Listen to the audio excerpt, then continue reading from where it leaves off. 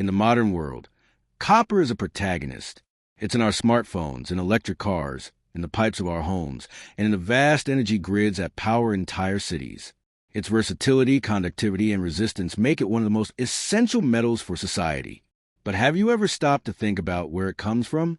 The journey of copper is a story of engineering, geology, and chemistry, a saga that begins in the depths of the earth and ends in products we use every day.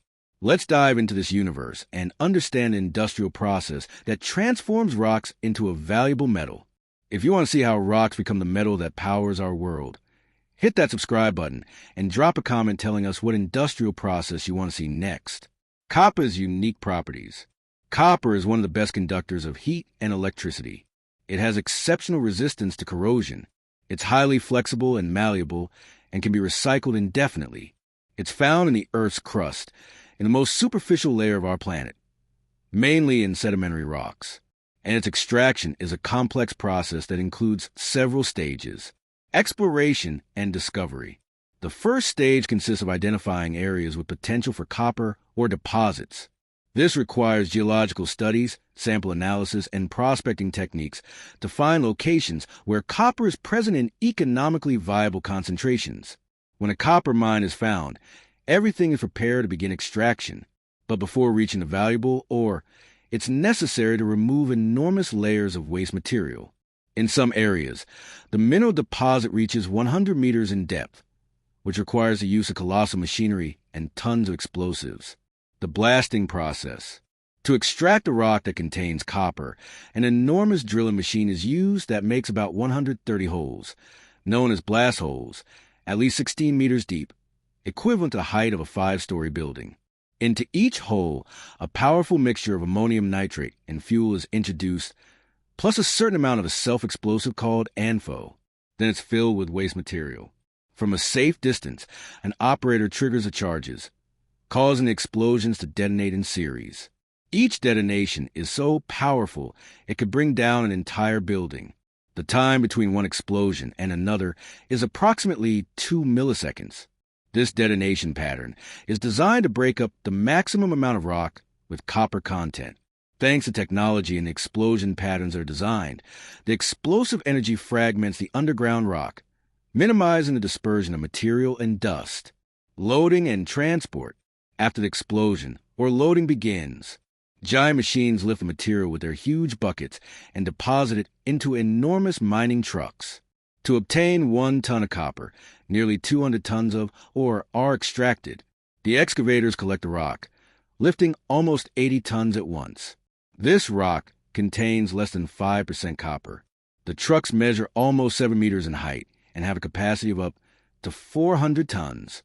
Since the size of an open-pit mine is enormous, its operation is managed from a control center located in a tower like those at airports, from where everything happening on the ground can be observed.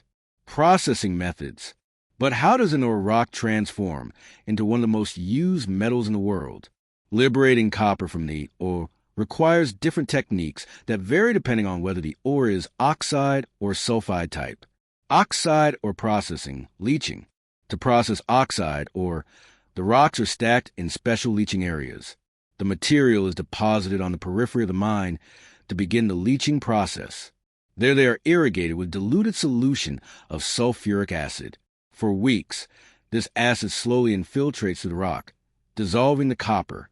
The solution loaded with copper ions is collected in tanks and distributed to the processing plant. In a special channel, the copper solution joins with an organic reagent and floats on the surface.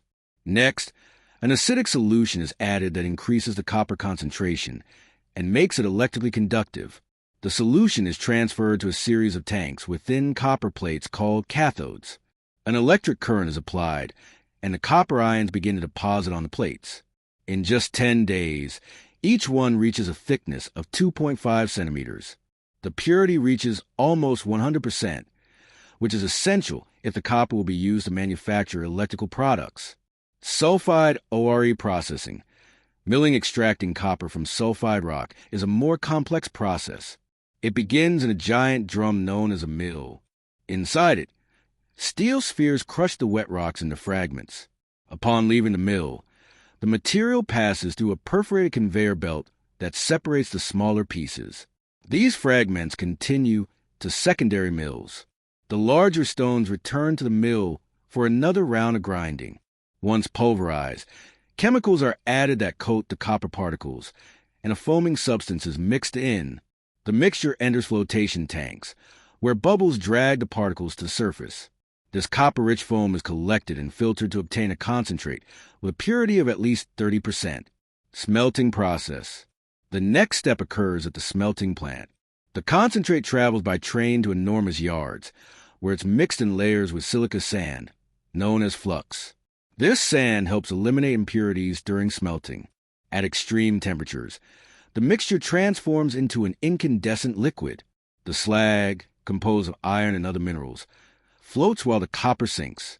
At this point, it already reaches a purity of 60%. Next, it passes to a second furnace, where the copper content rises to 98%. The molten residue is poured into a pile, a stream of incandescent slag that flows like molten lava. Upon cooling, it solidifies and becomes part of the landscape. Meanwhile, a crane transports the liquid copper to another furnace, where final purification is performed. The purity increases to 99%, and the molten copper is poured into molds, forming large rectangular plates called anodes. Anode formation. These plates are cooled with water jets and solidify. A hydraulic cylinder expels them from the mold, and an automated system transports them to a rinsing station, where residues from the release agent are removed. Then they're sent to a refinery hundreds of kilometers away. Electrolytic refining. At the refinery, maximum purity is achieved. The anodes are immersed in tanks with electrolyte and positioned in front of thin metal sheets called cathodes. By applying electric current, pure copper transfers from the anodes to the cathodes. Impurities fall to the bottom of the tank. The result is copper with almost 100% purity, suitable for manufacturing the most demanding cables. Wire production. This molten copper is introduced into a vertical furnace. The copper melts and flows to the bottom. From there, it's channeled into a mold that forms rectangular blocks about 6 meters long. The molten copper passes through an opening in the mold and is cooled with water, forming a continuous rectangular bar.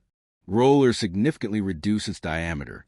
As it passes through these grooves, the bar transforms into a copper rod approximately 7 millimeters thick. The rod exits the system, and the machine coils it in a spiral shape.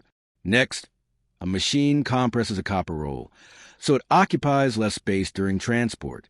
This reel of pure copper will be converted into conductive wire, ready to carry electricity to the entire world. And that was today's video. Don't forget to leave a like and subscribe to the channel.